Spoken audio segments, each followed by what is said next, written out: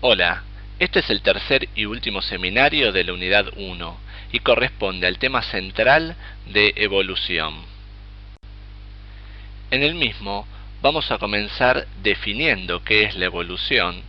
Vamos a ver cuáles son las teorías evolutivas, las que se presentaron antes de Darwin, la que propuso Darwin y después de Darwin. Vamos a hablar sobre los mecanismos por los cuales se producen los procesos evolutivos. Y vamos a terminar finalmente con el concepto de microevolución, especiación y macroevolución.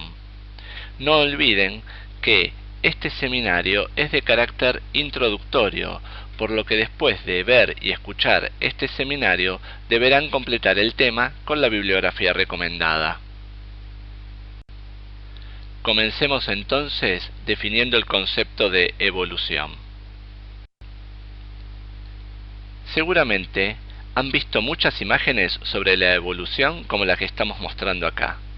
Más allá de que algunas nos puedan parecer graciosas, tenemos que detenernos a pensar qué es lo que tienen en común todas ellas, qué es lo que no está escrito pero sí implícito en estas imágenes.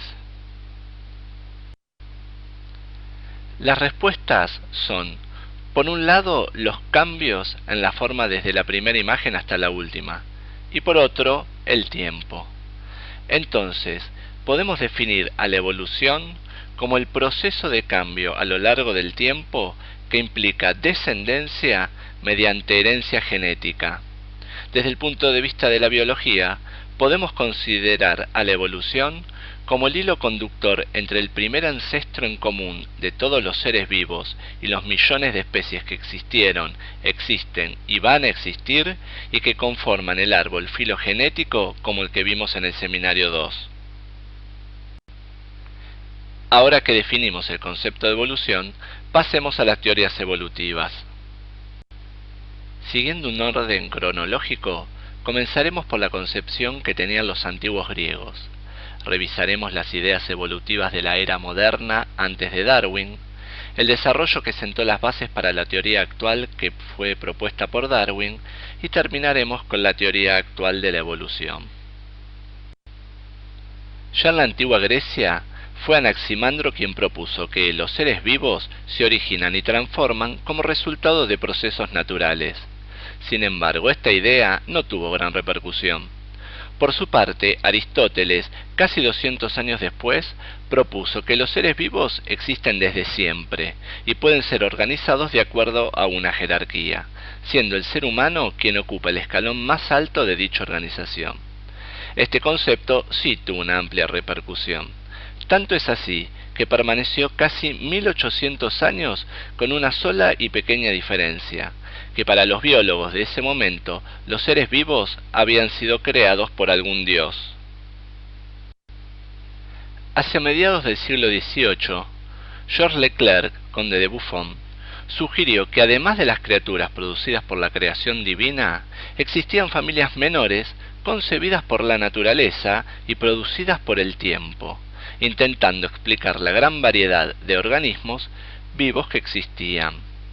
Pero fue gracias al aporte de geólogos como James Hutton que propuso que el planeta fue moldeado por procesos lentos y graduales por acción del viento, el agua y el clima, que se llegó a la idea de que la Tierra tenía una edad mucho mayor a 6000 años, que era lo que se creía en ese entonces de acuerdo a los relatos bíblicos, y que los cambios, estos que se producían lento y gradualmente, no eran por eventos catastróficos como los postulados por Cuvier, quien, como dijimos en el primer seminario, es considerado el padre de la paleontología. La importancia de las ideas de Hutton y su teoría uniformista es que sentaron las bases para la idea de la evolución biológica. Pero fue Lamarck quien propuso en 1801 que todas las especies, incluidas el ser humano, descienden de otras especies más primitivas y a su vez menos complejas. Las transformaciones que se producían se generaban por tres factores principales. Primero, los cambios ambientales, lo que lleva a nuevos requerimientos para los organismos y por lo tanto deben adecuarse a esos cambios. Luego estaba la ley de uso y desuso, por lo que los órganos de los seres vivos se hacen más fuertes o más débiles y la nueva adaptación se transmite de los padres a los hijos. Y por último, el sentimiento interior, que corresponde a la voluntad del organismo de adquirir una complejidad superior. Esta idea prevaleció hasta que llegó Darwin, quien, inspirado fuertemente en las ideas del geólogo Charles Lyell, quien fue el que popularizó la teoría del uniformismo que nombramos recién, propuesta por Hutton, cuyos pilares eran que la Tierra era muy vieja y que los cambios no se producían por hechos catastróficos, sino lenta y gradualmente, propuso, luego de realizar muchísimas observaciones, que las variaciones hereditarias presentes en cada población aparecen al azar, y que esos cambios otorgan a sus portadores ventajas o desventajas que modifican sus probabilidades de reproducción y supervivencia en un ambiente determinado. Darwin llamó selección natural al proceso por el cual los portadores de una determinada característica beneficiosa poseen una supervivencia diferencial con respecto a los que no la poseen. De esta manera, dicho proceso modula el rumbo de la evolución. Resumiendo, el marco conceptual de la teoría de Darwin establece que los organismos provienen de otros similares a ellos. El número de individuos que sobreviven y se reproducen en cada generación es menor que el número inicial de descendientes y además depende de la interacción de las variaciones individuales heredables con el ambiente. A diferencia de sus predecesores, Darwin le asignó un papel central a la variación entre individuos, afirmando que debido a la selección natural, el surgimiento de una nueva especie ocurre cuando las diferencias entre los individuos de un grupo se convierten en forma gradual o a lo largo del tiempo en diferencias entre grupos, a medida que estos se separan espacial y temporalmente. Ahora bien, ¿cuáles eran los puntos que no podían ser resueltos por la teoría de Darwin? Por falta de conocimiento en esa época sobre la herencia, no se podía establecer cómo se transmitían los caracteres hereditarios de generación en generación, o por qué estos caracteres hereditarios no se mezclaban, sino que se mantienen fijos, desapareciendo en alguna generación y reapareciendo en otra posterior. Tampoco se podía contestar cómo surge la variabilidad sobre la que actúa la selección natural. Tuvieron que pasar más de 60 años desde que Mendel realizara los experimentos donde combinaba diferentes tipos de semillas y que le permitió proponer las leyes sobre la herencia que marcaron el desarrollo de la genética moderna para poder responder las preguntas que mencionamos recién. Las respuestas son que dentro de la célula está el ADN, que es el que posee dicha información. Además, cada información está agrupada en determinados lugares del ADN llamados genes, y la información que proviene de los padres se entrecruza durante la fecundación o también puede sufrir alteraciones por mutaciones. Entonces, la articulación de la teoría de Darwin con la genética mendeliana llevó a un grupo de científicos de diferentes campos de investigación a proponer la teoría sintética de la evolución. Cabe aclarar que las leyes de herencia propuestas por Mendel serán explicadas con profundidad durante el desarrollo de la unidad 4 del programa. Durante los últimos 70 años, esta teoría ha dominado el pensamiento científico acerca del proceso de evolución. Como suele ocurrir, algunos aspectos de la teoría sintética fueron puestos en duda con los nuevos conocimientos sobre mecanismos genéticos y por las nuevas evaluaciones del registro fósil. Sin embargo, estas controversias no afectan los principios básicos de esta teoría. Para terminar con la parte referida a las teorías evolutivas, quiero señalar que la teoría de la evolución es una explicación científica que cuenta con un gran número de evidencias a su favor, lo que no significa que no deba ser puesta a prueba constantemente como resultado de nuevos hallazgos y o hipótesis alternativas. Por otra parte, La interpretación creacionista que se encuentra en los escritos religiosos pertenecen al ámbito de la religión y constituyen, por lo tanto, un dogma de fe de las personas creyentes que como tal no puede ser refutado. Ahora bien, si definimos a la evolución como el proceso de cambio a lo largo del tiempo que implica descendencia mediante herencia genética, la pregunta que sigue es, ¿cuáles son los mecanismos que llevan a que se produzcan estos cambios? Para empezar, vamos a definir dos conceptos muy importantes. Por un lado, el concepto de población, que es un grupo de organismos de la misma especie que viven cerca unos de otros, se reproducen entre sí y no con otros grupos similares. Remarco este concepto porque es importante aclarar que no son los individuos los que evolucionan, sino las poblaciones.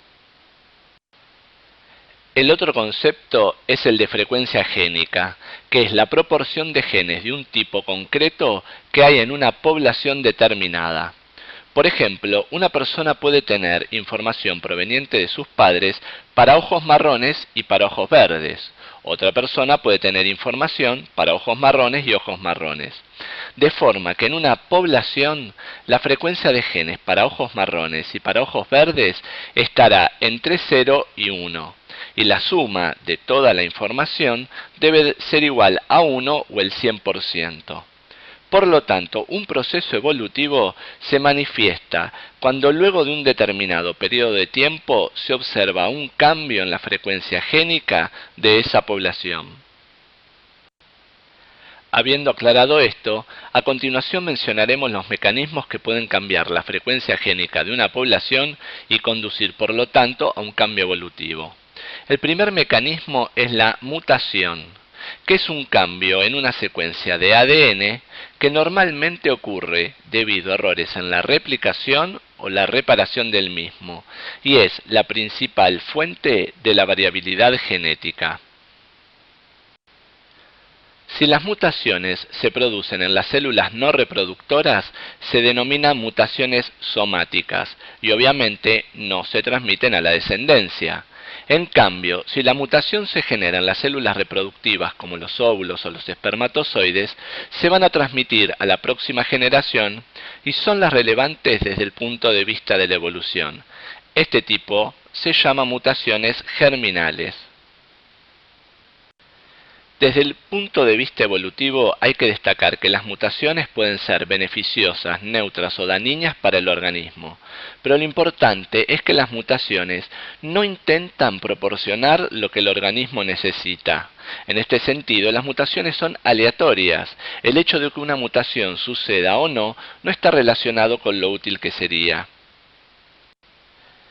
El segundo mecanismo es el flujo génico o migración, que se produce cuando algunos individuos de una población se unen a una población diferente, por lo que habrá desplazamiento de genes desde una población hasta otra, dando como resultado un cambio en la frecuencia génica de esa población.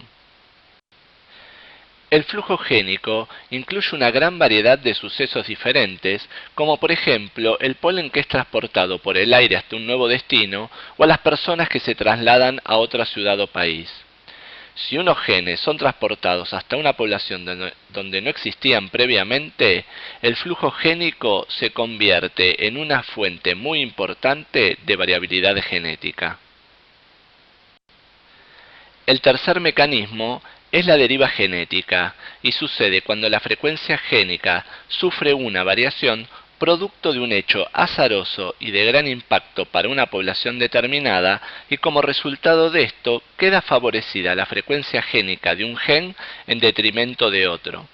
Los genes de la siguiente generación serán los genes de los individuos afortunados, no necesariamente los más sanos ni los mejores, ya que aunque la deriva genética es un mecanismo de evolución, no tiene el efecto de producir adaptaciones.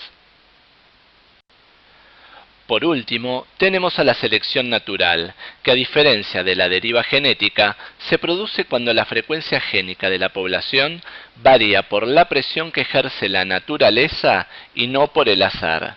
Además, se genera en un periodo de tiempo mucho mayor.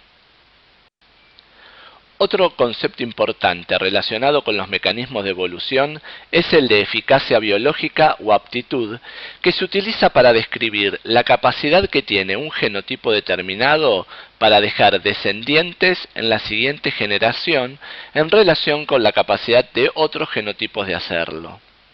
Cabe destacar que la eficacia biológica es relativa, ya que la aptitud de un genotipo depende del lugar en que vive y por lo tanto el genotipo más apto en un ambiente puede no serlo en otro diferente. Una vez más, hay que señalar que el individuo más apto no es necesariamente ni el más fuerte, ni el más rápido, ni el más grande. Resumiendo, la eficacia biológica de un genotipo incluye su capacidad de sobrevivir, encontrar una pareja, producir descendientes y en última instancia dejar sus genes en la siguiente generación. Finalmente, todos estos mecanismos que mencionamos pueden producir cambios en las frecuencias de los genes de las poblaciones y por lo tanto todos ellos son mecanismos de cambio evolutivo. Pero la deriva genética y la selección natural no podrían ser efectivos si no existiera, como mencionamos antes, la variabilidad genética. En relación a esto, el mecanismo más importante por el cual se promueve la variabilidad de la progenie en los organismos eucarióticos es la reproducción sexual, y lo hace de tres modos. Uno, por distribución independiente de los cromosomas en la meiosis. Otro mecanismo por el entrecruzamiento con recombinación genética que también ocurre en la meiosis y por último por la combinación de los dos genomas parentales en la fecundación. Estos conceptos serán desarrollados con mayor profundidad en la última unidad del programa. Por el momento, alcanza con comprender que en la reproducción sexual existe intercambio de información del ADN entre las células femeninas y masculinas. Continuamos ahora con el concepto de microevolución. Vamos a definir a la microevolución como aquella que ocurre a pequeña escala, es decir, dentro de una única población. Por lo tanto, debemos restringir nuestro centro de atención a una rama del árbol de la vida. Ya acercándonos al final, vamos a desarrollar brevemente el concepto de especiación. La especiación es el proceso por el cual se generan nuevas especies. Ahora bien, ¿a qué llamamos especie? De acuerdo a lo visto hasta acá, vamos a definir especie como un grupo de poblaciones naturales cuyos miembros pueden reproducirse entre sí, dejar descendencia fértil y que al mismo tiempo estén aislados reproductivamente de otros grupos similares. Para que se produzca la especiación, es necesario que las dos poblaciones incipientes sean incapaces de aparearse entre sí, o que si lo hacen, no generen descendencia viable o fértil. En otras palabras, que se dé un aislamiento reproductivo. Básicamente, los procesos de especiación pueden clasificarse en dos grandes categorías. Por un lado está la especiación por divergencia, que es cuando el aislamiento reproductivo se establece en forma gradual cuando una barrera espacial o ecológica interrumpe el flujo génico entre dos grupos originalmente pertenecientes a una misma población. Por otro lado, está la especiación instantánea o cuántica, donde el aislamiento reproductivo se produce en forma repentina. A su vez, hay tres modelos principales de especiación por divergencia llamados especiación aloprática, paraprática y simpátrica. En el caso de la especiación instantánea, solamente hay dos mecanismos, la especiación periprática y la especiación por poliploidía. Para profundizar sobre este tema, les sugiero la lectura de la bibliografía recomendada. Y por último, terminaremos este seminario viendo el concepto de macroevolución. Es decir, el cambio evolutivo que ocurre por encima del nivel de las especies. La macroevolución es la evolución a gran escala. Es lo que vemos cuando miramos la historia global de la vida, como por ejemplo la estabilidad de una característica, o el cambio de apariencia a pesar de poseer una característica en común, y también la aparición o extinción de linajes. Para comprender la importancia de la evolución y la de sus mecanismos en las ciencias de la salud humana, vamos a ver en esta imagen un ejemplo de microevolución. En una placa de Petri que contiene los nutrientes necesarios para que crezcan bacterias, se realiza la siembra con una bacteria específica y se colocan diferentes discos de antibióticos. Luego de incubar las 24 o 48 horas a una temperatura determinada, solo las bacterias que poseen la información para degradar el antibiótico, es decir, las que son resistentes a los mismos, crecerán en la placa alrededor del antibiótico, mientras que las que no posean dicha información no crecerán. De esta manera, debido a un mecanismo de selección natural, se pueden detectar y aislar bacterias resistentes a los fármacos. Pero lo más importante es que el uso desmedido e injustificado de antibióticos puede generar cepas de bacterias cada vez más resistentes y que den origen a un grave problema sanitario como son las infecciones intrahospitalarias. Para terminar, y tal como ya lo fui diciendo a lo largo del seminario, los seres humanos no son superiores ni están más evolucionados que otros linajes vivos.